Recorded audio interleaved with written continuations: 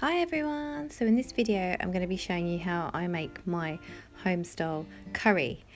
So funny enough, someone gave me some curry leaves at my daughter's school, which was amazing.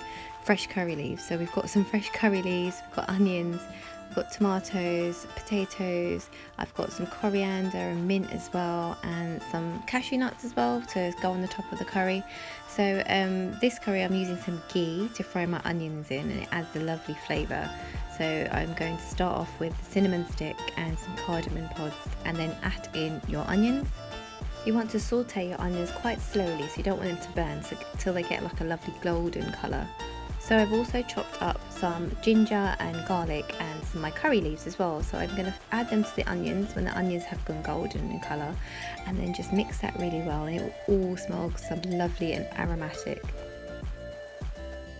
So next goes in some tomatoes. If you've got fresh tomatoes, that's even better. If not, you can use canned tomatoes, that's fine. I add about half a teaspoon of turmeric in there to add a lovely more golden colour to it and really good health benefits. Some salt in there, and to this curry I'm adding some coconut cream. So I don't want it to be too watery, so I've added some rich coconut cream, just a little bit, to give it that creamy texture. So give everything a good mix. You've got the spices in there and they're all smelling gorgeous and aromatic, looking like they're making the base of this sauce. Making curry is all about layering the flavour slowly, bit by bit, and that's how you make a really good tasty curry. So once I've done that, I've added in my chicken thighs. So I use chicken thighs, bone-in chicken. So I find this gives it a lot more flavour, and the meat is just juicier as well. So once the chicken's come in and you've kind of mixed it all well with those spices, you add in about half a teaspoon of coriander in there. Then sprinkle over some garam masala.